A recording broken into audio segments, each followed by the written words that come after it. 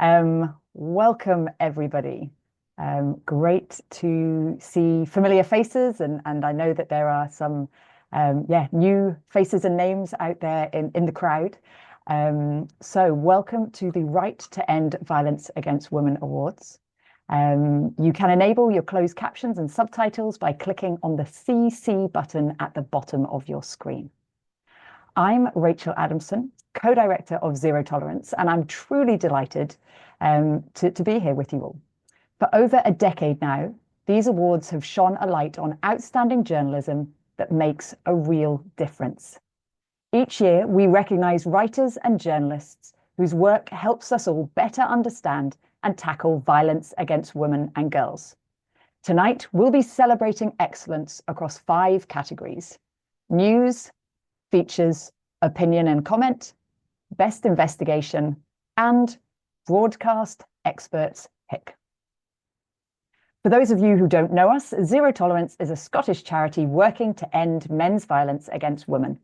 We focus on tackling gender inequality because it's at the heart of this violence. Our work involves challenging the attitudes in society that make violence and abuse seem normal or acceptable. And this is where journalism plays such an important role. Accurate and responsible reporting helps change these attitudes and builds understanding of the true nature of violence against women. We have developed press guidelines for print and broadcast in collaboration with media representatives, and your feedback and support in implementing these guidelines has been invaluable as we work together towards meaningful change. This event marks our 3rd year working on these awards, hand in hand with the brilliant End Violence Against Women Coalition. And together we've broadened our horizons beyond Scotland to celebrate remarkable journalism across the whole of the UK. But before we move to our celebrations today, we must acknowledge the stark reality of violence against women and girls in our society. And while this violence was finally acknowledged as a national emergency this year, the truth is, it has always been an emergency, one that women and girls have lived with for generations.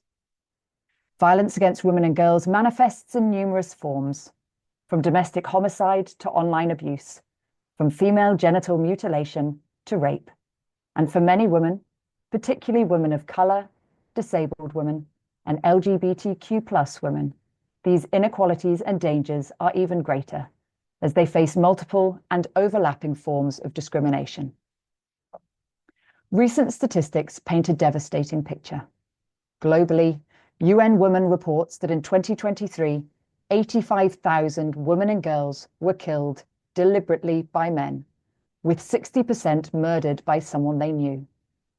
In England and Wales, there are over 1 million offences recorded annually involving violence against women and girls. That's 20% of all police recorded crimes. And women are more likely to be killed by someone they knew than men. For example, 70 of the 100 domestic homicide victims in the year ending March 23 were women. Misogyny, sexism, and the belief that women are inferior to men are behind these crimes. What people hear, see, and read in the media plays a crucial role in either challenging or reinforcing these issues and attitudes. Every headline, every story, every image shapes public perception and understanding. When media reporting falls into harmful stereotypes or sensationalizes violence against women, it contributes to a culture that normalizes this abuse. But when journalism is done right, when it's responsible, centres women's voices and shines a light on the underlying cause of the violence, women's inequality, it has the power to challenge these deeply ingrained attitudes and drive real social change. This is exactly why the work we're celebrating today is so vital. So I'd like to thank our shortlisted journalists, judges, partners, and supporters from across the UK who have joined us today. I'm delighted to be co-hosting with Andrea Simon, Director of the E4 Coalition, who I will now hand over to tell us more about this year's awards and introduce our distinguished panel of judges. Andrea, over to you. Thank you, Rachel, for setting us up by giving us a context of why we do this work to end and prevent male violence against women and girls. For those of you who don't know us, the End Violence Against Women Coalition is a group of over 160 frontline services, activists, survivors, researchers, and NGOs working to end violence against women and girls in all its forms. We were set up by our members to campaign for changes that transform the political and social systems that can enable violence against women. And we do this through campaigning, shaping policy, and by challenging the cultural attitudes that underpin male violence. The EVIL Coalition has long worked with the media to influence and improve reporting on violence against women and girls. And previously, we've held annual media awards to recognise those who've had a positive impact on public narratives. Working with the media is something we consider central to how we can achieve change in campaigning, both at a political level by informing and holding the government to account, and also at a societal level by informing the public, amplifying survivors, and challenging the cultural attitudes and beliefs that mean violence against women is tolerated as a normal part of life. And we don't think it needs to be this way. We know that violence against women and girls is not inevitable and that a different world is possible. But to get there, we absolutely have to challenge and change attitudes that drive and justify this violence. And that's why the media is such a powerful, important tool for achieving this kind of social change. And we're really grateful to have journalists, editors, writers, and regulators in the room with us today to work alongside us towards this goal. As one of our brilliant shortlisted writers put it, it's been a summer defined by violence against women and girls. And the horror of this has not been helped by headlines that hide the perpetrator and somehow manage to blame victims for their own deaths. A devastating reminder of how far we have to go. But we are really encouraged by those whose reporting is shedding light on the root causes of violence and holding government and institutions to account and moving the needle on the deeply rooted cultural attitudes that need to shift if we are to end violence against women. To recognise those leading the way in this area, we have a fantastic panel of expert judges with us today. We have Rosemary Douce, Head of Standards at IPSO, the Independent Press Standards Organisation, Dr. Natasha Hirst, the President of the National Union of Journalists, Lexika Connell-Kawana, the CEO of Impress, the Independent Monitor for the Press. And we're also delighted to be joined by incredible speakers. Sky's lead politics presenter, Sophie Ridge, and Juliana De Pena, founding editor of Migrant Women Press. Before we hand over to judges, I'd just like to thank our expert steering group who have generously given their time and expertise over the last few months to both shape the awards and to shortlist articles from those that have been nominated by the public. And now I'm delighted to be able to introduce our keynote speaker, whose reporting on violence against women and girls has platformed the voices of survivors and their advocates, including championing our joint campaign to keep rape survivors' counselling notes confidential. Sophie Ridge is Sky's lead politics presenter, hosting the Politics Hub show with Sophie Ridge. She previously made history as the first woman to present a Sunday morning political show and has interviewed numerous prime ministers and covered major political events, including leadership changes at Downing Street. Before presenting, she broke significant political stories as a senior political correspondent, and she's also the author of the book, The Women Who Shaped Politics. I'm now going to hand over to you, Sophie. Hi, hello. I just want to say, firstly, thank you so much for the two speakers that we've heard so far. And there's obviously so many amazing women on this call. And I don't know about you guys, but it feels very special to me to feel you're part of something and that you're uniting with, other women and connecting with other women with the kind of a goal that, for me, you can't get more important than trying to end the violence that we do see continuously against women and girls. As someone in the media, I know how important it is for the media to do our bit in making sure that we try and tackle some of the challenges that we see in the UK and also globally as well. So it is, a real privilege to be here. In some ways, I sometimes think things are getting a little bit better, but then you look at some of the statistics and it feels as if we're still, I guess, kind of swimming against a bit of a tide. The low rape conviction rates in particular is something that I feel very depressed whenever I look at, and I kind of question to myself, what is it that we can do to try and get to a place where women are believed, where women can get justice, where women don't face this crime of rape, which often seems as if it's almost been decriminalised. And I think that there are sort of specific things that we can do to try and get that political. This is a government that said, of course, as one of its pledges, that it is going to reduce violence against women and girls. They said it's a national emergency, and I think that it's our job in the media to try and hold them to account on that, to see how they get along on that. It's certainly something that they've said that they will prioritise. And then there's also specifics that we can fight for. I know that the End Violence Against Women campaign have had some success on things like counselling notes that can make such a huge difference to women. And it's something that I would kind of point to, I guess, when people might ask if this is a problem that is almost insurmountable, that, you know, what can you do? It's a crime that's very difficult to prove. It's he said, she said, but there are clearly things that we can do to make the process better and to improve that process. And then the other part that the media has to play as well, I think, is the cultural aspect of this that Andrea touched on as well, because really the only way that we can tackle violence against women and girls in any meaningful way, I think, is by shaping these cultural attitudes that we still see an awful lot. You know, we see the kind of victim blaming. We see the fact that some victims are seen as more worthy than others. And there's definitely an intersectional nature of violence against women and girls. And we see this with the coverage and the court processes that some people receive, and others, of course, are not so lucky and are less likely to be believed, are less likely to see their stories highlighted as well. So I think that is a big part of it too. So I think that the way that we talk about all of us, women and girls, in the media and of course across the charity sector as well, is incredibly important in all of these things. So I think that is something that we can definitely play a part of. And I know that lots of people on this call and in this room have their own role to play in this and have done some really exciting journalism to try and make sure that we are tackling some of those root causes that we know are the only thing that is actually going to get us to where we need to be. Because although I think that there are some things to be, really hopeful about, there is some things that are quite concerning and depressing.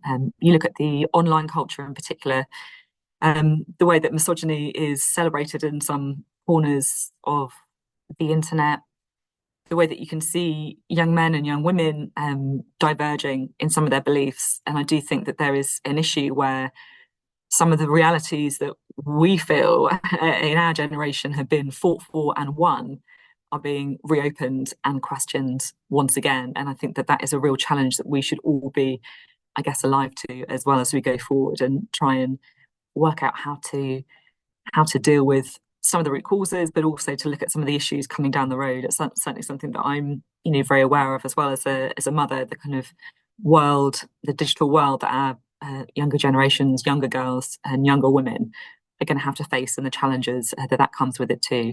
And again, I think that that's why, the media, the online media and the traditional media as well have got a huge role to play. And I hope that, as I said at the beginning, we are in a stage where we can kind of unite together. And that's the biggest positive, I think, that there can be. If you kind of look around some of the faces today who are speaking and people who have joined the call, and we're all here for a reason, because it's something that we believe in and that we want to try and make a difference and we want to try and make a change. And I think that is, I guess, the most powerful thing that we have. So I'm going to leave it there and say thank you so much for inviting me and also for working with me over the years. And I'm sure there's lots more that we can do in the future as this most political of issues becomes even more pressing in the sort of days and years ahead. And I'm really looking forward to recognising some of the excellence that we have seen in the media as well later on this afternoon.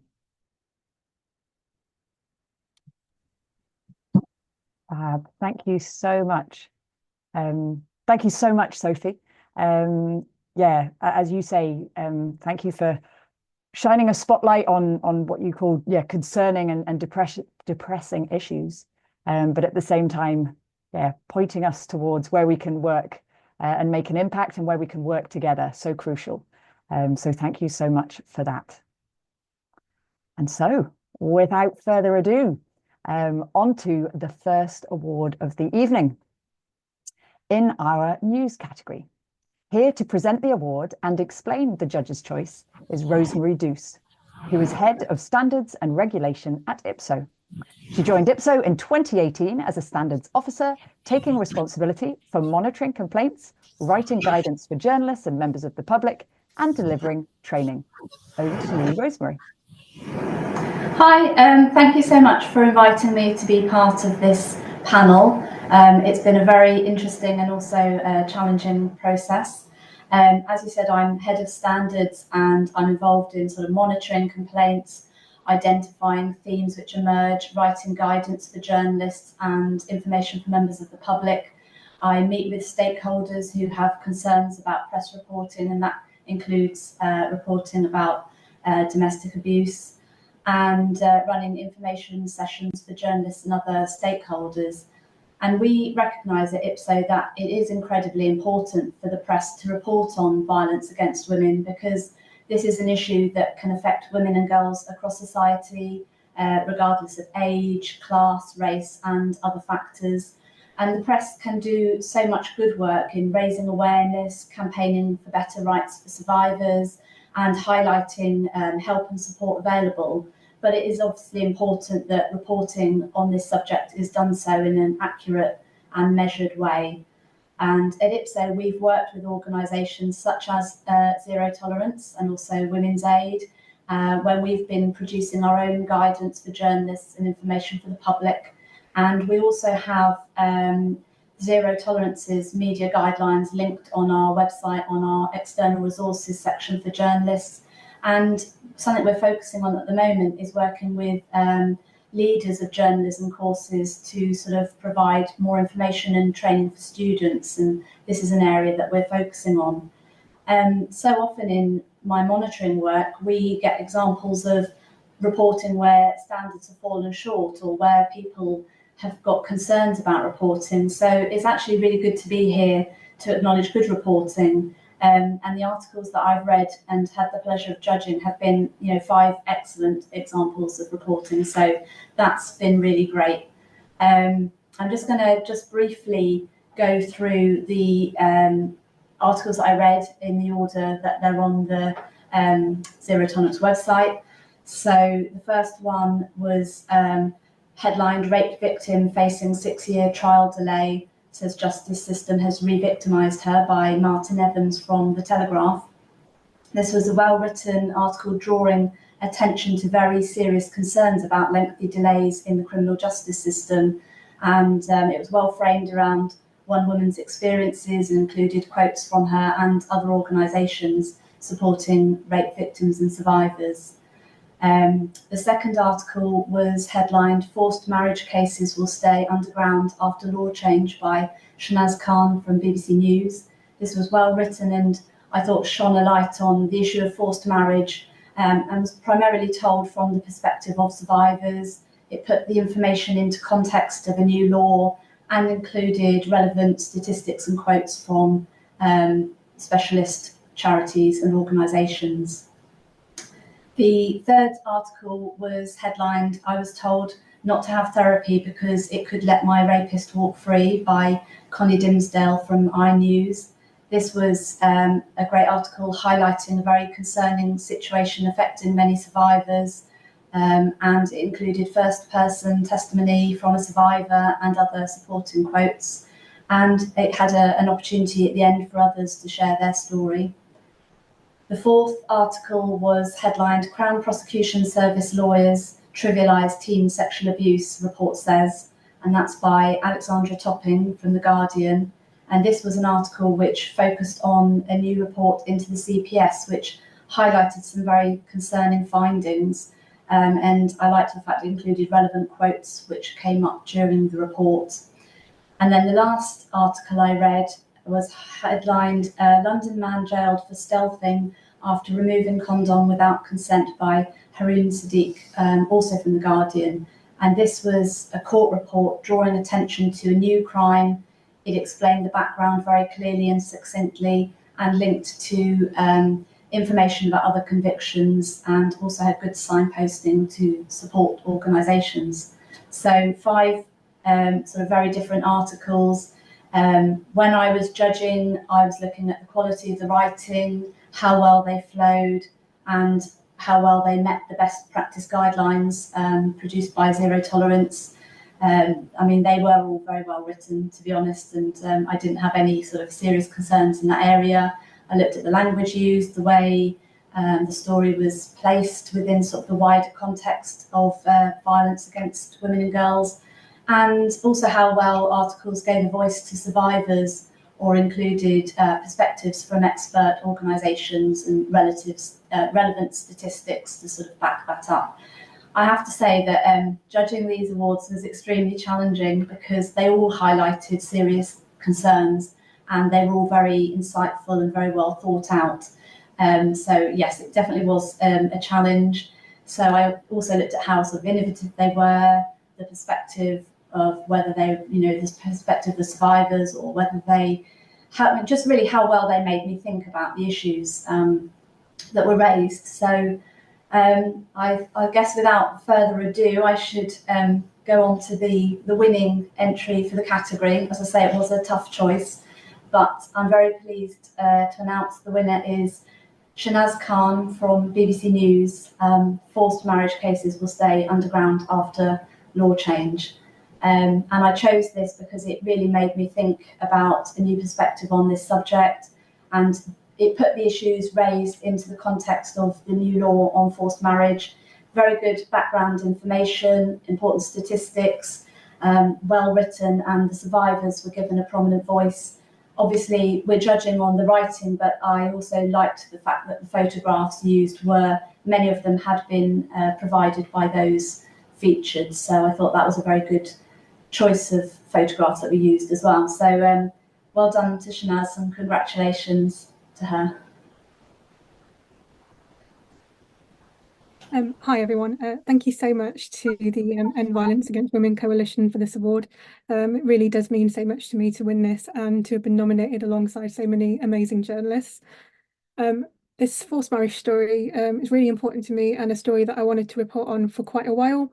It was actually my first ever story at the BBC to run on TV, radio and online simultaneously, and I really spent a long time focusing on the language I used in the written story, as I wanted to make sure that I reported responsibly and sensitively, and that I amplified the voices of survivors. It means a lot to me to be able to share stories that I really care about from underrepresented communities that aren't often heard, so I'm really grateful and it's such an honour. I do just want to thank my editors and colleagues in my team at BBC West Midlands for their support on stories like this, especially my line manager, Rebecca Woods, who subbed the written story. This story wouldn't have been what it was without her continued support and guidance. And finally, I just want to say a quick thank you to the two incredible women that I spoke to for this story, Ruby and Fazia. Just thank you to both of them for their patience and honesty and for trusting me to tell their stories. I really do appreciate it. Thank you so much for this award. Congratulations, Shanaz, for a really well-deserved award. I'm now delighted to be able to move us on to our second award of the evening, and that is for Best Feature. To present this award, we have our judge, Lexi Kawana, CEO of Impress, the UK's Royal Charter-approved press regulator, a New Zealand qualified barrister and solicitor with extensive media regulation experience, having worked at the Advertising Standards Authority and New Zealand's Office of Film and Literature Classification. At Impress, Lexi oversees regulatory services that ensure ethical news gathering and publishing standards. Over to you, Lexi. Thank you, Andrea, and thank you to the End Violence Against Women Coalition and Zero Tolerance for the invitation to be a judge at this year's awards again. We're at Impress incredibly grateful for all the work that you do and your partners as well to combat injustice, and I'm very happy to participate in the awards tonight. Impress is a self-regulatory body for the press. We ensure that publishers we regulate are held to account to the highest standards of journalism, and we work with 130 independent news publishers up and down the country to create a more informed and trustworthy information environment. And as a regulator, we have the power to investigate serious and systemic instances of discrimination, which we have done, and we can take complaints anonymously or in person by those affected or by representative bodies on matters matters of discrimination, including discrimination against women and girls. Our code addresses reporting on victims, survivors of sexual violence, thanks to the contribution of excellent advocacy organisations like Zero Tolerance. Our code reflects respecting the rights of individuals and their families and requiring publishers to ensure they're being accurate and sensitive when they're reporting on these issues. So for the Features Award, we have several shortlisted candidates. They are listed now. The first is Inside the Taylor Swift Deepfake Scandal. It's men telling a powerful woman to get back in the box by Amin Samir for The Guardian. This was a really great article that obviously took a high-profile celebrity issue and likely raised a lot of awareness through that framing and included lots of expertise with some really powerful personal anecdotes as well, and set out a very good context for the legal and regulatory solutions to the types of issues raised. The second article was Britain's Asylum Process Endangers Sexual Violence Survivors by Amanda Song for Jacobin. This had clear aspects of investigative reporting dealing with a really sensitive issue and giving voice and representation to the most vulnerable people in our asylum system. The solutions orientation advocacy at throughout the article was also really powerful. The third article was It's Time to Connect the Dots Between Stories About Gendered Violence and What Causes It by Gina Martin for Elle. This was a really authentic account. It had semi-autobiographical elements. It was very commentary-based that connected the case within the article to broader rape culture and misogyny at a systemic level, and it was quite poetic, really, in its approach to what is a sensitive and challenging topic. The fourth article was Portugal Police Brutality Against Black Women and Claudia Simo's Case for Justice by Emilia Pereira for Migrant Women Press. It was a really important anecdotal story that I imagine a lot of UK-based readers would not have been aware of. It situated it in a broader context, both nationally in Portugal, but also internationally as well. It had a lot of excellent sourcing, use of expertise and statistics, and again, had a solutions orientation by using subject-centered techniques and giving the support page for the subject of the story a platform as well. The fifth article in the features category was The Woman Who Knew They'd Be Killed and the Police Who Did Nothing to Stop It by Sophie Gallagher for iNews. This was a really important digest that focused on police inaction and response to some of the most horrific instances of violence against women.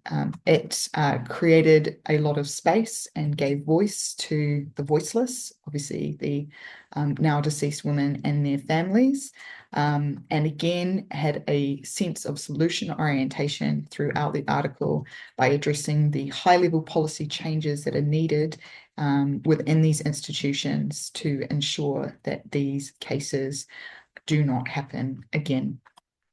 So a lot of really powerful journalism across this category.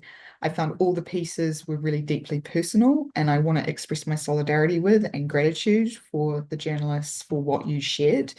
It's really difficult to publicize and be open to that sort of response from audiences at large when you insert yourself into stories. But all of the pieces situated the unique situations and perspectives into broader contexts of systemic injustice, patriarchal institutions, and rape culture, so that they can identify the themes and patterns that we know are endemic across society. There's been a notable shift this year, I've found, having been a judge in previous years, towards solution-orientated journalism, empowering readers to turn the tragedy of a lot of these stories into action. And we know the power of storytelling in this way helps contextualize our own experiences. For example, reading a piece like this might be the first time a victim sees their own experience framed as abuse. Therefore, it's really positive to see trigger warnings used across the pieces, and also direction to resources for support. Every year I participate in judging the panel The Bar is Raised. The quality of reporting out there is only improving, and the mainstreaming of these issues to combat the rising tide of misogyny we're seeing, particularly in younger people, particularly online, as Sophie, our keynote, has set out, makes this work even more urgent and profound. So thank you to all the entrants for your contributions. The winner of the features category this year is Amanda Ong for your piece, Britain's Asylum Process Endangers Sexual Violence Survivors. This long form piece addressed recently arrived refugee women who experienced sexual violence and the challenges navigating that immigration system in a broader media climate that is so hostile to refugees and migrants. It was quite singular, I found, in its contrast, centering the women and their stories from a place of empathy with their struggle. I think it's an article that's going to be directly relevant to many audiences and bring solace to a lot of people with similar trauma and experiencing of navigating hostile bureaucracy in modern Britain. What I was looking for were obviously the ethics and practice in the article itself. Amanda's has done very well to accurately portray the experiencing, corroborating factual statements and anonymizing appropriately, using appropriate over gratuitous or misrepresentative imagery, and being really sensitive to the needs of the story subjects, which again were incredibly vulnerable and obviously entrusted that story to them. What I also thought was really important about the piece was that Amanda's was really transparent when offering their opinion, declared throughout about their own subjectivities and relationship to the story, which comes into play for the reader who is going to be informed by those beliefs and worldviews that shape the piece, and allows the reader with that clarity to form their own views through that acknowledgement. It was very difficult selecting out the best piece, the winning piece for me in this category, as I said before, because the quality is so high. But what this feature epitomized for me and why I thought it was the cut above was because of the sense-making capacity of the journalism in the piece. Bringing the context and lived experience together to inform and educate people about a problem in society which is, not prioritized and not surfaced. It also really held the authorities and the policies that led to that problem to account and offered a solution to it, with the author directing reader action in the final piece. So congratulations, Amanda, and to all the entrants for your contributions to the Features Award. Thank you so much, Lexi, and thank you so much, everyone else. It's a huge honor for me to be here, and I feel incredibly humbled, both for being shortlisted alongside such thoughtful and important stories in the same category, as well as the opportunity to do the sort of work that I do. I wanted to say a few words about the women that I work with. So I met them in a variety of different grassroots groups and academic organizations, and often they'd be receiving some kind of support, whether it's for practical things like filling in forms or attending educational workshops organized by these groups. And at every turn, I have been amazed by how funny and imaginative and resourceful they are with their different personalities. But at the same time, it's also impossible to deny the extent and complexity of the sexual trauma that they face, whether in their home countries, while on a difficult journey here or in the UK. And I think what has shocked and saddened me most is the brutality and the opportunism of the violence. And in the story, I do talk about a woman who was raped by multiple groups of men. All of them are unrelated to one another, and she felt like she could not talk about her experiences to the Home Office or even her caseworker, because she felt that she would not be believed. And this is why I felt so strongly about writing about this culture of skepticism and a lack of understanding that permeates healthcare and bureaucratic systems in the UK, because these cultures are very much invisible. And the thing with systems is that as a journalist, as the average person on the street, you will find that systems are stuffed with very well-meaning people who may want to do good, but they are not aware of how casual actions impact people with severe trauma. And my aim in writing this was to raise awareness of the invisibility of these needs. And if we all just listen more closely and pay attention to how people are and what they indicate is best for them, even when it may not be explicitly articulated, it makes us so much more empathetic as a society. And I wanted to end off by saying I'm very, very grateful, obviously, to the women I work with for the story. I wanted to add that none of them were obviously pressured into talking about their experiences. In fact, they encouraged me to write about them when we had built relationships with each other over several months.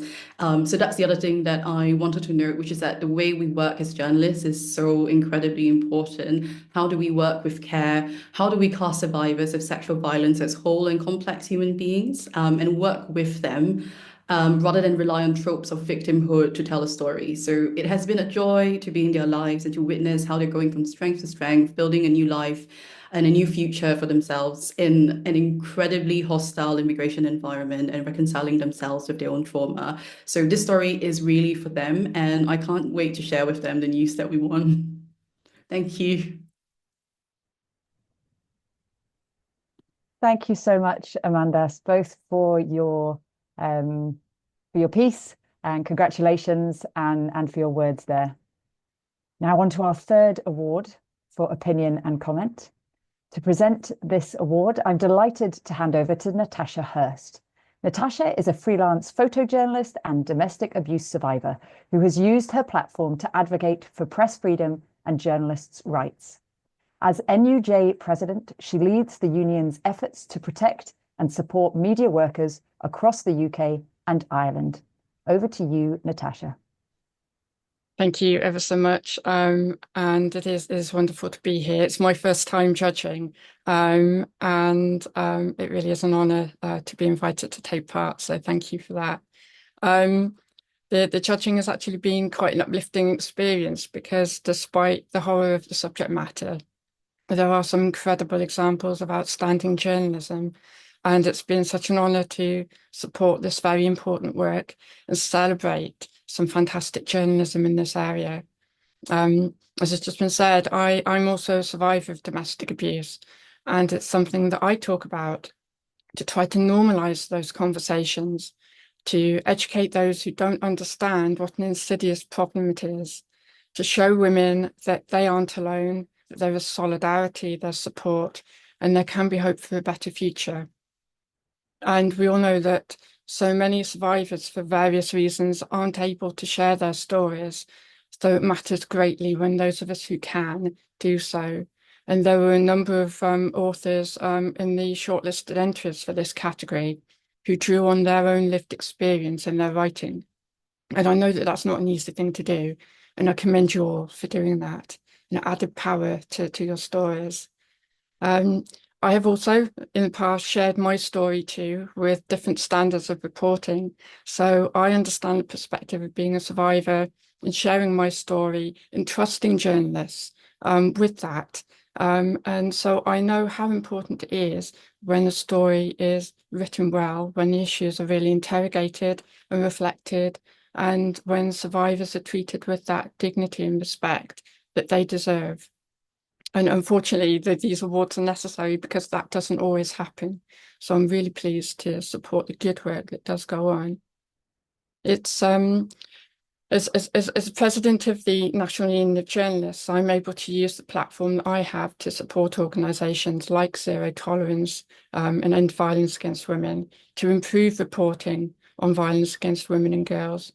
And it's absolutely vital that journalists are able to scrutinise public policy, to do all that they can to challenge harmful narratives and interrogate the failings of our institutions and policymakers, as well as the perpetrators of violence against women. So we work within the NUJ to highlight the intersectional issues that add complexity to violence against women and encourage journalists to take an ethical and nuanced approach with their reporting. And we also work to protect the safety of women journalists who are disproportionately targeted online and also in person, which often leads to self-censorship and sometimes to women journalists leaving the industry altogether. And all of our voices are absolutely vital, and today's event really does show us why. So the 6 shortlisted categories for the opinion and comment category are we must fix our broken legal system to help protect women from sexual abuse by Cherie Blair. And that was written for The Independent. It was a really well written and very informative piece, easy to read. It covered quite a long time period in terms of legislative developments as well as current issues, and it set the legal context very well. It's a great, well researched and well set out piece that looks at these structural problems that exist as well. There was Giselle Pellico is a one-woman challenge to the still too common myths about rape by Yvonne Evans for The Observer. It was a great piece, did a really good job of presenting the problematic attitudes that are often encountered when we're discussing rape and violence against women. And it gave us a stark reminder that the perpetrators are often ordinary men, and the crimes are still talked down despite the horrifying nature of the case. Then there was Why Does Cass's Trauma Need to Be Seen to Be Believed by Murray Harper for Glamour magazine. And that was an excellent piece addressing an area of violence against women that is underexplored, that needs a lot more attention. It brought in lived experience alongside expert voices and presented a really important intersectional discussion, highlighting the inequalities that disproportionately affect Black women and the impact that this has. And importantly, it unpicked and challenged male remorse, refusing to allow any excuses for violence against women. And it holds other women to account as well for our lack of attention to the narratives of Black women. Then there's My Stalker Said He'd Kill Me, but the police just laughed at his expletive pics by Emily Sheffield for The Independent. It was a really excellent, comprehensive piece that outlined the series of failings on part of the police, despite so many clear warning signs. And the result is the loss of lives and violence against women, affecting multiple women and girls when our institutions fail in that way. It referred to a wide range of cases, linked to lived experience as well, and did a very important job of illustrating how dangerous it is not to take smaller incidents seriously. And there are also helplines linked to at the end of that piece. Then there was I Survived Child Sex Abuse. Here's Why Hugh Edwards' Sentencing Matters by Hannah Sheeran-Stevens for The Independent. And again, another very powerful article that drew on lived experience to explore the perspective of survivors. And it gave a real sense of the personal and systemic challenges of trying to seek justice. And so many survivors will know just how difficult it is to get justice for what has happened to them. And it gave a lot of new information for those who might be trying to understand how child sex abuse cases unfold and how they're dealt with within the courts. It's very well written with lots of research references as well. And then finally, Some Are Defined by Men Killing Women and Girls. This Can't Go On by Frances Ryan for The Guardian. Another very, very well written piece. It drew together a number of cases, placed in context the fears that women live with in their daily lives, and highlights the problems of the way that violence against women is often reported on, and the lack of scrutiny and accountability on those responsible for change. It's great at challenging myths, drew on real, the cases and the research, and treated all of those who'd been killed, all of those survivors, with real dignity in the piece. So again, as with all of the categories, the standards were so high, it was incredibly difficult to pick between them. I was looking at, again, how well it fits good practice, the flow of writing, whether it made me think differently about the issues or introduce voices that hadn't always been heard. And it was also important to look at intersectionality and calling out those systemic and institutional failings and misogyny that harms all of our lives and puts barriers in the way of seeking justice. So the winner wrote an article that absolutely shone, not just for me, but all of the shortlisting panel too. So virtual drum roll, I'm really pleased to announce that the winner of the opinion and comment category is Murray Harper for her piece in Glamour magazine, Why Does Cass's Trauma Need to Be Seen to Be Believed? Well done. Thank you so much, Natasha. I'm really humbled and grateful to be receiving this award, and I'd like to thank the End Violence Against Women Coalition, as well as the shortlisting panel for uplifting my piece by choosing it as their winner. And I would also like to recognise all the other fellow shortlisted writers who wrote incredible pieces. Firstly, I'd like to thank Glamour for platforming my piece and supporting my advocacy. So thank you to Lucy Morgan, Fiona Ward, Ali Pantoni, and Desohe Ebahon. It's equally celebratory and heartbreaking to win this award, especially at a time when it feels like violence against women isn't just rife, but it is also lauded. We're seeing men who commit atrocities against women given centre stage across politics and in the media. And I fear that the age we're in is one that allows harmful men to rebrand and reimagine themselves, to shed their violent skins, only to regrow new ones with the help of their peers in industries who endorse them, whilst women are often left to pick up the pieces.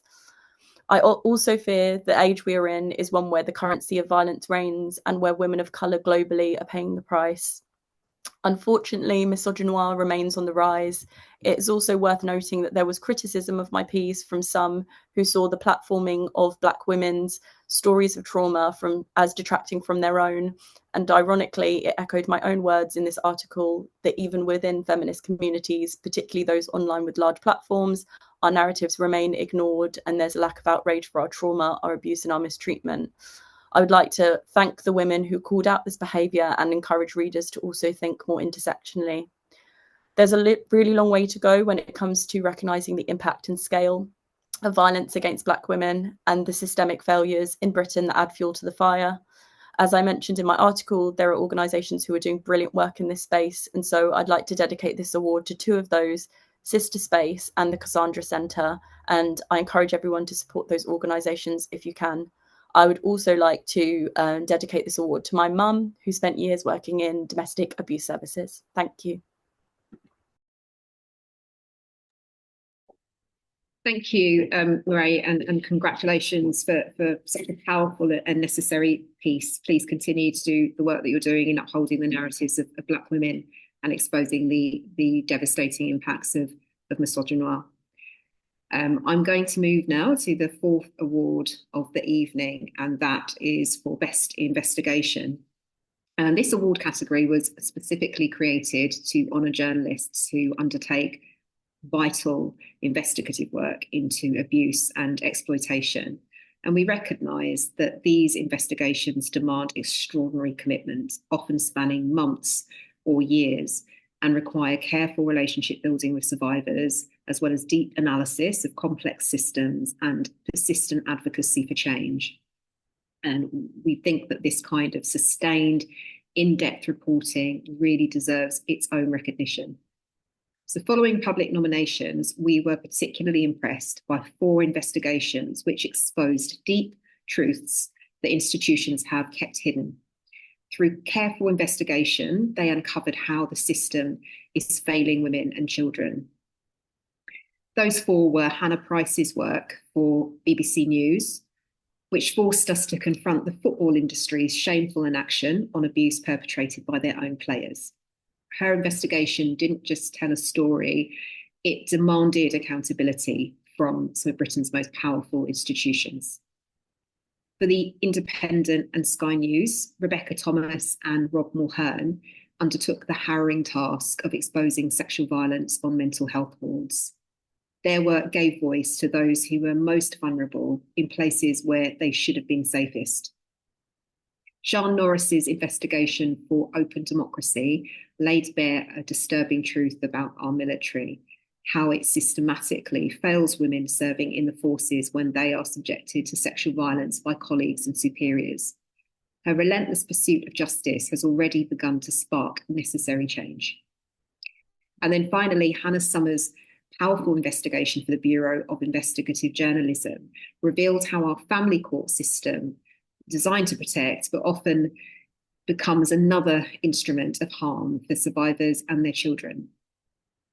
So it gives me great pleasure to present this year's Best Investigation Award to Hannah Summers for the Bureau of Investigative Journalism and The Observer for her family court series covering the case of Christopher White and exposing systemic failings in the family court system's handling of violence against women. Through meticulous reporting spanning July to September 2024, this three-part investigation revealed how a convicted criminal was initially granted unsupervised access to his child, despite multiple findings of rape against him. However, this series represents far more than the exposure of a single case. What sets this investigation apart is its remarkable balance of rigorous journalism with ethical reporting practices. Hannah navigated exceptionally complex territory, the opaque world of family courts, the challenges of reporting restrictions, and most crucially, the duty of care to survivors of violence. The investigation achieved several significant firsts. It secured a landmark ruling allowing the naming of a perpetrator in family court proceedings, creating a vital precedent for transparency in our justice system. Importantly, it demonstrated how this transparency could be achieved while maintaining robust protections for survivors and children. The series had three vital impacts. Firstly, it prompted an internal review at CAFCAS, the Children and Family Court Advisory and Support Service, regarding their assessment procedures. Secondly, it contributed to Ministry of Justice discussions about legislative change concerning parental rights. And thirdly, it provided a crucial template for how family court cases involving sexual violence can be reported responsibly. What truly distinguishes this work is its unwavering commitment to amplifying the survivor's voice while maintaining her dignity. The reporting never sensationalized her trauma, but rather focused on the systemic failings that needed addressing. As she herself noted, her hope was that her case might help other families in similar circumstances, and through this investigation, it has. Hannah's work reminds us that when handled with care and skill, journalism remains one of our most powerful tools for achieving justice. I'm delighted to now invite Hannah to accept the award and say a few words. Hi, and thank you so much, Andrea, for that introduction, and thank you to the judges and the hosts. This means a lot, especially as there was undoubtedly some tough competition. So I just want to acknowledge the other shortlisted entries in the category because they were all really powerful exposés. I also want to thank the Bureau, my team at the Bureau of Investigative Journalism, for supporting my reporting on the family court, and should point out as well that we published in partnership with The Guardian and The Observer on this. In terms of my piece, I was hesitant at the outset to apply to name Christopher White. I was always going to report on the story, and the next question was whether to apply to name him. I knew it was going to be resource heavy and require detailed submissions and possibly take a long time and to have to keep returning to court. But it was partly as well through the mother supporting my application that drove me forward to do this. And I want to recognise her role in this because she's been incredibly resilient throughout, not only the horrendous abuse that she suffered, but also going through the court process itself and then having to appeal and then going through this further stage of her rapist being named in the press. Like many women, trust in the police when it comes to reporting rape is at an all-time low. So it's more common for disclosures to be made through the family court. And this can happen when women are seeking protection or when their abusers are seeking contact with their children. However, there are concerns about how some of these cases are being handled, as this particular case demonstrated. On top of that, parents can be found in contempt of court if they talk about their family court cases, which makes this type of journalism quite challenging. However, parents are allowed to speak to journalists when there's a transparency order in place, as there was here. So I was really pleased to be able to interview the mother in this case and to give her a voice. And I know that she'll be thrilled to hear that the issues raised by her case are being more widely acknowledged. So thank you.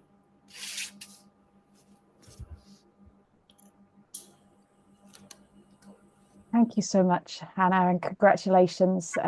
What a remarkable series you put together. Thank you. So this year marks the second year of our category of broadcast experts pick, which recognises outstanding achievements in broadcast journalism. Zero Tolerance and the End Violence Against Women Coalition, with contributions from the steering group, evaluated a number of broadcast pieces to select a winner based on factors such as journalistic excellence, storytelling, and the overall impact on shaping social attitudes around violence against women. I am honoured to present our broadcast experts pick to The Push, Murder on the Cliff, a documentary that does more than tell a story. It gives voice to Fawzia Javed's legacy. The film's sensitive portrayal of Fawzia's life and her family's determined pursuit of justice reminds us that domestic abuse knows no boundaries. Through showing how a successful solicitor found herself trapped with the abuser, this documentary challenges assumptions about who can be affected by domestic abuse. Producer Anna Hall and her team at Candor Productions worked closely with the charity Karma Nirvana to create a programme that honours both Fawzia's memory and her impact. Their partnership ensured the complex issues were handled with cultural understanding and care. Through careful attention to detail and thoughtful storytelling, they show how such difficult subjects can be handled with respect and dignity. To Fawzia's family, your bravery in sharing this story will inspire others to seek help and speak out. To the filmmakers, your dedication sets a new standard for responsible journalism about so-called honour-based abuse and domestic abuse. This award recognises more than just excellent broadcasting. It celebrates documentary filmmaking's power to create real change. The Push reminds us why breaking silence matters, no matter how difficult the truth may be. Huge congratulations to Anna Hall, the director and executive producer, and all at Candor Productions for this incredible documentary series. Unfortunately, they could not be with us today, but Anna has shared the following message. The Push has now been recognised all over the world, and we are so grateful to the bravery of the Javed family in their determination to tell the story of what happened to Fawzia. Fawzia was a remarkable woman who documented her abuse during her marriage, and her evidence led to her husband's conviction at her own murder trial. Fawzia's story shows us that domestic abuse can happen to anyone. A privately educated lawyer from Leeds. And her family wanted Fawzia's story to be told to give others the courage to leave their abusive relationships. Thank you so much to the judges for the recognition of this work. We are extremely grateful. And we are really grateful to Natasha for joining us from Karma Nirvana, and to Yasmin for her courage in sharing her journey to justice with us so publicly. So over to you, Natasha. Thank you. I'm really honoured to speak at this award event today, particularly as the award given is centred on recognising responsible media reporting and broadcasting on Vogue. It's really moving, and I'm really proud to see the Push get this award. I'd like to really just acknowledge the Javed family, who have been incredible, and particularly Fawzia's mother, Yasmin, who, without her, simply this just would not have been possible to achieve. The Push has now had over 6 million views globally, and actually it was re-aired last night. And what it's enabled is a real greater level of understanding and recognition of the issues. Phenomenally, we've had massive reporting from all sorts of people who have said to us that actually I couldn't really express what it was that I was experiencing, but I was able to say exactly what I have seen in the documentary is what's going on for me. So it's been really phenomenal in that sense, in terms of its reach and the power that it's had. And I suppose that this award is really important because it's a reminder of Fawzia's story and the stories of countless other women, and the stories that we must continue to tell and make sure that they're told responsibly, because every time we tell these stories with the dignity and the respect that they deserve, we're honouring the lives of the women that have been lost. So we just need to really keep doing what we're doing, and thank you for this incredible award. I know that Yasmin's really touched. Thank you, Natasha. Now we come to our final award of the evening, though award isn't quite the right word. The wooden spoon is our anti-award, highlighting a practice that deserves no recognition, but demands our attention and action. Each year we identify a particularly concerning trend that has become widespread in reporting on violence against women. For 2024, we're awarding the wooden spoon to a pervasive issue: the invisibilization of perpetrators in media coverage. When you see this practice in the media, we urge you to challenge it. To speak more about why this issue is so crucial and what we can all do to address it, I'm delighted to welcome Juliana de Pena, founding editor of Migrant Women Press. A Brazilian journalist based in Scotland, Juliana founded Migrant Women Press, an independent media outlet amplifying diverse migrant women's voices. With degrees in cultural studies, human rights, and journalism, she leads the platform's mission to provide intersectional perspectives on migration and challenge media representation of migrant communities. Over to you, Juliana. Hello, everyone. First of all, it's an honor to be invited to be part of this important award event. I want to take a moment to reflect on how serious it is when perpetrators are made invisible in media coverage, and why it's so crucial for journalists and media organizations to do better when reporting violence against women. Let's reflect on some headlines. Woman dies after attack while walking her dog. Or woman found unconscious after dog walk attack dies in hospital. When we read those headlines, do we understand that a woman was murdered? That a man killed a woman? No, we don't. And this is how some of the media describe it: Anita Rose's violent death. She was murdered in Suffolk by a man while walking her dog. But the way the headlines were written made it sound like she'd been attacked by an animal. And then some research shows that about 8% of people only read the headlines, and just 20% actually read beyond them. And a headline should summarize the story, brings the overall content, the main points discussed in the history. But when we are reporting on a serious women's rights violation, we need to bring it to a context and raise awareness. Headlines should not be passive. Journalists should be conscious that the words they choose matters. Their words can make perpetrators invisible. Their words can reduce deliberate acts of violence into tragedies. It can label victim survivors' call for justice and accountability as vengeful, as was the case of Gisele Pelicot. And let's analyze another headlines. An Olympic runner from Uganda is severely burned in gasoline attack. Or Rebecca Cheptegei, Olympic runner from Uganda, dies after gasoline attack. Rebecca Cheptegei was set on fire by her ex-partner. She was murdered in an act of deliberate violence, but the way some media headlines describe her death looks like a tragedy, not a crime. And this pattern of using passive headlines has dangerous consequences as it normalizes male violence against women as something inevitable. We can normalize one of the most widespread human rights violations globally. And our work here in the UK and in Scotland challenging how media cover violence against women is part of a global effort. Unfortunately, the invisibilization of perpetrators and normalization of male violence against women as inevitable is widespread in the media worldwide. I am from Brazil, and I follow the news in my country, and we have one of the highest numbers of violence against women worldwide.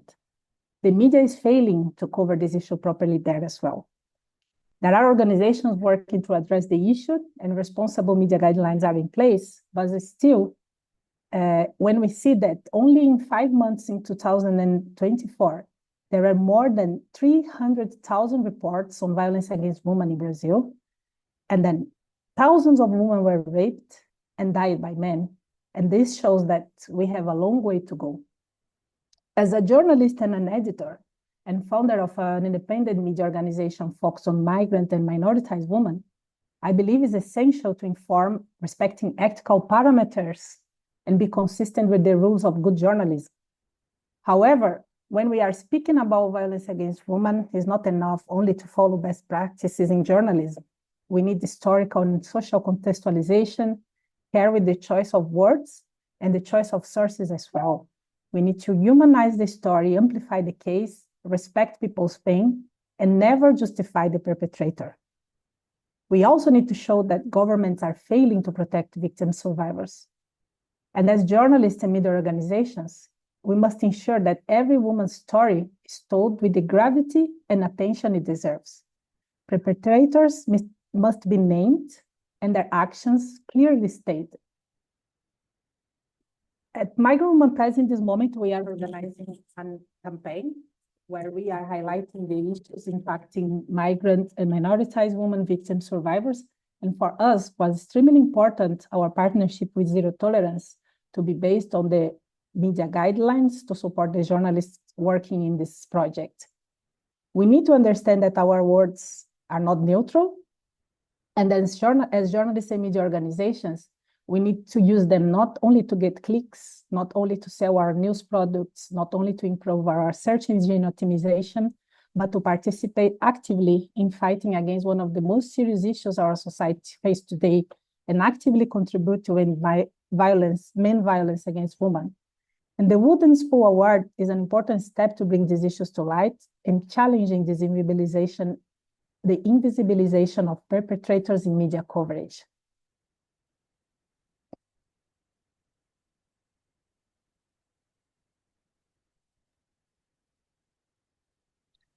Hello, thank you so much for that, for your insights, Juliana.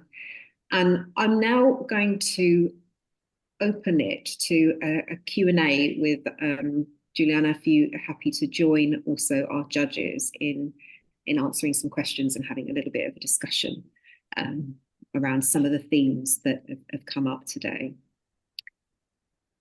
So if we can start by thinking about the context, I guess, of media reporting and journalism, and that the pressure that we know that journalists are often under to report to those tight deadlines and meet sort of their own sort of internal standards and legal requirements.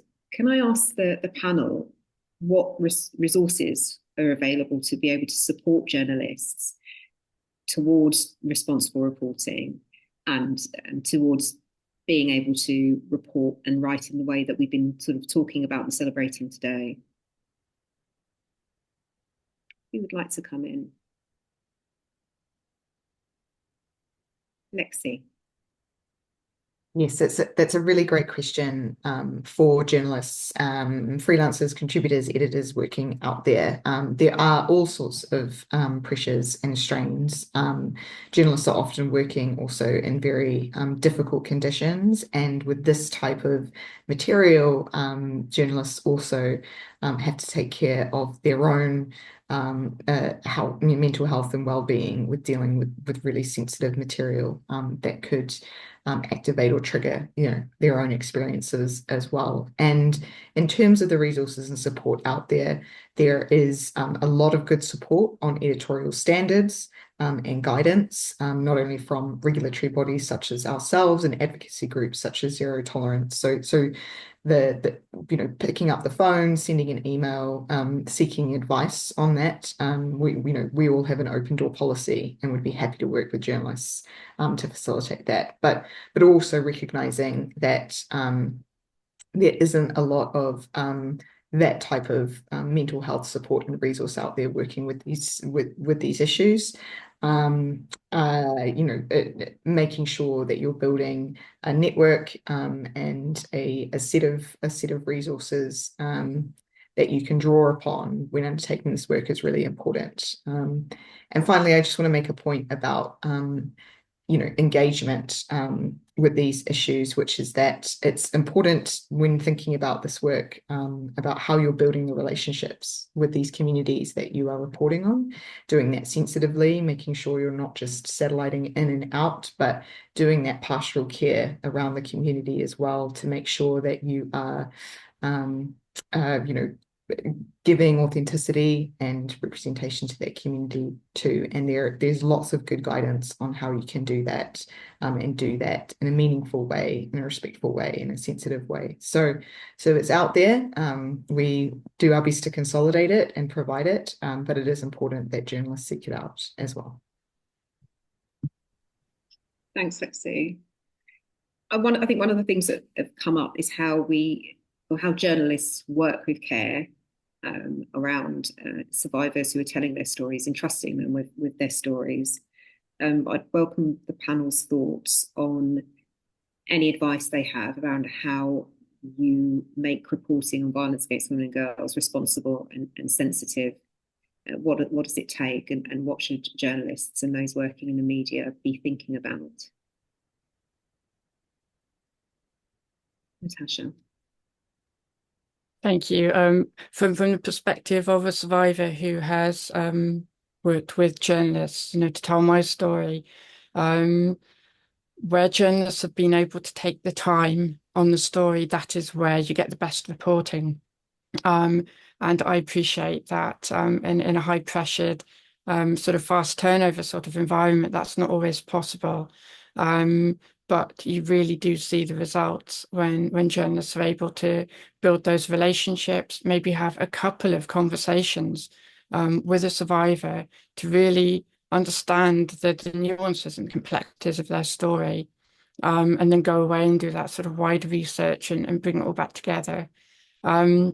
It's also, I think, really important from the perspective of the NUJ is that if a journalist is ever under pressure from an editor to take an angle on a story or an approach to a story that they feel is unethical or potentially harmful, we will always support our members who challenge that. So it's a case if you are a member of the union, then please come to us if you feel that you're under that kind of pressure.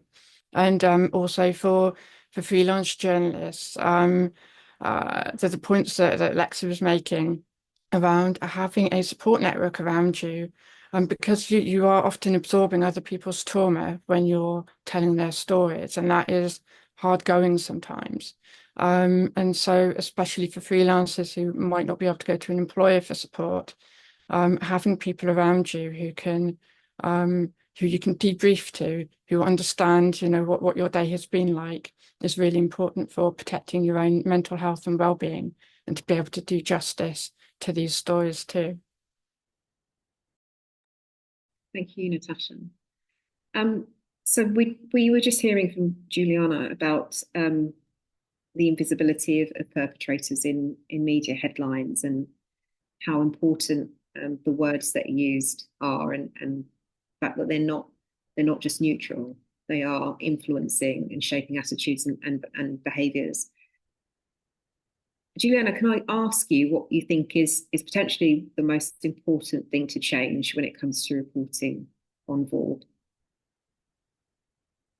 I think as we were having a lot of conversations about this issue especially during this campaign that we are working on, and we organized a trauma reporting workshop, and then one journalist specialized on that helped us to reflect more on what is important to pay attention. And then it was a really interesting exercise to reflect on our responsibility towards the victim survivors, but also towards ourselves as journalists. And then I think it's really challenging to work on this topic because there are lots of things involved. But as if we take it, the guidelines that exist, and then the good practices that was created, and then, for example, read the stories that were selected as best practices to help us as a guide as well. For example, the stories that were we see today that were winners. It is a good way to reflect also on the good journalism that is produced on this topic. I think yeah, it's a lot to learn. Yeah, there are in this campaign we are learning a lot, and then was really good that we had the opportunity to work with organizations, for example, Zero Tolerance and Violence Against Women and other partners that help us to make sense about how this issue is huge, and then our responsibility as journalists. And then I think we will keep working on to learn more, because yeah, there are lots to learn and to improve. Thank you. I wonder if there's any other reflections on how you can work with survivors, but also the experts organisations that are supporting survivors as well to inform good journalism and good reporting. Rosemary, do you have any other thoughts that you'd like to? Yeah, I was just going to say that we did some work, sort of interaction between survivors and journalists.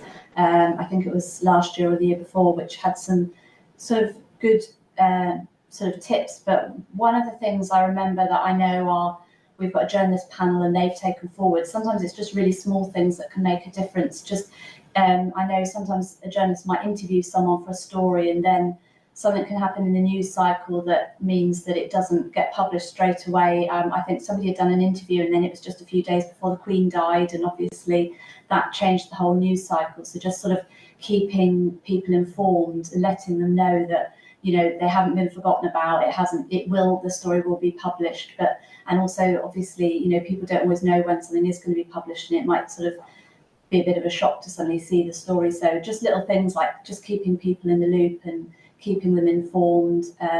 If journalists have the chance to sort of, you know, show the copy to the survivor beforehand and just sort of check that they're happy with what's been said. I know those sort of small things can make a difference, as well as obviously following, you know, the best practice guidelines and things like that. So, yeah. Thank you. So we've come to the end of our event, and we're going to give you a little bit of time back. But I'd like to take the opportunity to thank everybody who's joined us today, and then give you a few last messages. So on behalf of myself, Men Violence Against Women Coalition, and Rachel from Zero Tolerance, we'd like to say a big thank you in particular to our amazing judges. So to Natasha, to Lexi, to Rosemary, and to our speakers, Sophie, Juliana and Natasha, and to our steering group as well, who've supported this work. Now, earlier on, we had a small technical hitch when we were sharing the slide with our steering group's names. So we're going to take a minute now just to share their names on the screen and to recognise all of the expertise that they bring and their commitment to the awards. Without our excellent steering group, we wouldn't be able to bring them to you. So the submissions for next year's award will be opening in January 2025. So bear in mind, when you're coming across examples of good journalism and reporting, that you can submit them for recognition. In the meantime, also ensure that you are sharing and making use of some of the fantastic resources that are out there to help support journalism, particularly the Zero Tolerance Media Guidelines, which covers all forms of violence against women and girls, and EVAL's reporting on rape resource, which we launched recently, which is based on the research of Dr. Alessia Tranchese, all of which will actually be circulated to you in a post-event email. Finally, we do hope to see you at another event soon, but please also take away for this event that we're always happy to discuss these issues with journalists, and we would encourage you to reach out to our organisations if you need advice, if you'd like support, and we would be happy to have those conversations with you. So thank you very much for joining us, and goodbye.